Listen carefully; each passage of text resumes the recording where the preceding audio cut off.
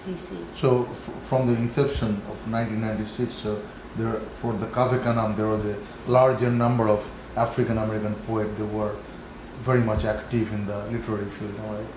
Yes, our poets, it's interesting, it's a very mixed group. A lot of people have MFAs, and some people, come from very surprising backgrounds. We don't really know, we don't choose people because of what they've done, or it's just purely on the basis of their work. We don't, we read their letters and their names, but it's just about the poetry.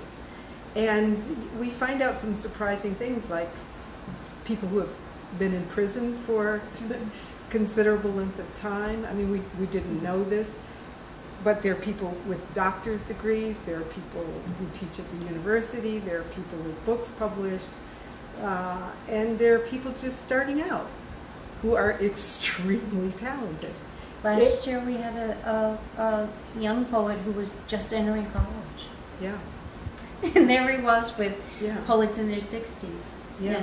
I would imagine because of the economic background that African American were not the economically, high power in this country. So, like me, I came from India. So, if I were born in this country, I would be a full-time writer. But I was in India, I went to engineering or doctorate because that's the only way to get out of the poverty.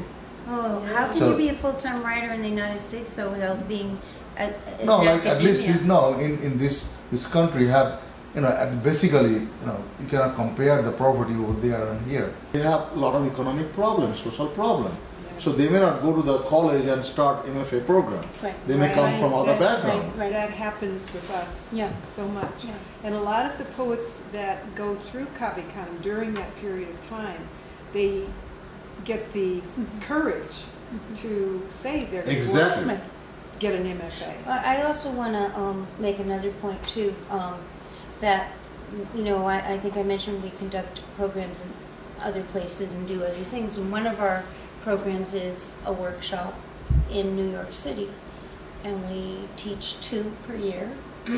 Sometimes fellows teach them, and sometimes other individuals, other poets. But this year we had 3 poets get into the retreat that came up from the workshop experience. Right. And that was really exciting to see, because first it's very competitive. We wish it weren't, because more and more the demand is growing, and we still don't have capacity to run 5 retreats. We're running 1 retreat. But I mean, it was very, very exciting and encouraging to see that these poets had continued to develop and came out of that, applied for it, and got in. So we're hoping over time that as our programs build and as our fellows build these programs across the country, these opportunities are going to actually expand. One thing that Canem changes is, in my generation, I couldn't have a conversation with 50 African American poets. Mm-hmm. I couldn't hear their opinions about what was going on in the world. Mm-hmm. I couldn't be in contact as many. No, because one thing, there weren't African American poets where I grew up in Detroit. I mean, I had no idea I was going to be an African American poet. I was going to be a teacher or a doctor, or because you just didn't become a poet. Nobody became a poet, and there were some artists in Detroit, but it felt like it was a very different kind of thing than I was writing. I was writing personal poetry about my family, and the people in the Black Arts movement at that time were writing political poetry, and yet when I studied the white poets in graduate school, something was missing there. There was sort of not a place where I really fit as a poet. Mm-hmm. So I was sort of questioning, maybe I'm not a real poet, because I don't fit this place or that place. Yeah, I didn't really think I was going to be a poet until I came to New York, and because growing up in Detroit in a middle-class black family, a lot of it was about the economics of get a job. Exactly. And so coming here, I began to see you could take workshops, you could study poetry, you could write, it was a very different world for me. So that was my next question. You already answered. You were answering before me. Why New York? Why not Chicago or San Francisco? So that you gave that answer. So, but beside the retreat, Kavikana must do something throughout the year. Yes. Can you cover that? Can you cover that a little bit? Well, one thing is the first book prize that was started, and I think that was what? It was 1999, and the first winner was Natasha Trethewey's domestic work, chosen by Rita Dove. She's one of my most favorite poet. Very nice poet. Oh, she's wonderful. Yeah, and we were, of course, thrilled when she won the Pulitzer. And she's coming to Kavikana. And she's going to be our guest poet this She summer. sent me her 10 poems to translate for this for this thing. Great. Then I came into contact with her, and I liked her poetry. Yeah. And then the latest one is Ronaldo V. Wilson's narrative of the life of the brown boy and the white man. We collaborate with 3 presses to put out a book every year. University of Pittsburgh Press, Grey Wolf Press, and University of Georgia Press. And USEF is judging the 2009 prize, which we'll announce in September.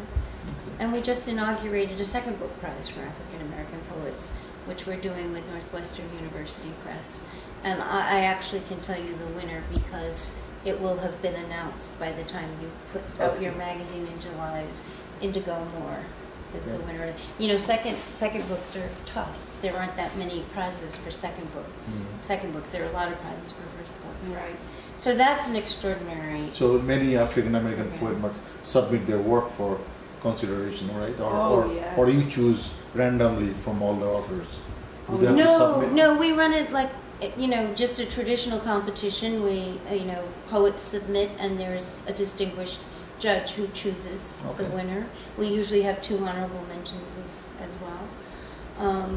And then additionally, we've published anthologies. I gave you one here, which has been phenomenal for us. The second one, The Ringing Year Black Poets in the South, edited by Nikki Finney. And you absolutely need to read her introduction because I think she has so many absolutely she's here too. Lyrical she's the things to say. I mean, she just talks about she's African American lesbian poet too, right? Yes. She's, of course, an amazing poet, but her prose is as poetic as her poems are. It is. So please read the introduction. We also have a Legacy Conversation series, which was also launched in 1999. Because, I mean, Toy, you should really talk about what inspired you and Cornelius to begin that. What is that? It's a conversation between an elder poet and a younger poet, sometimes a mentee.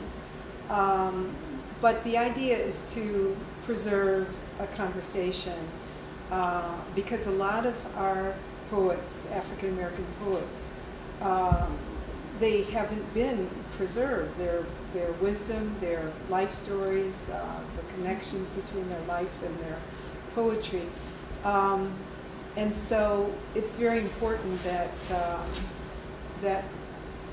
this is a precious document, and we just don't want these people to leave this world without having a place where their words are kept. So you do that every year for one poet?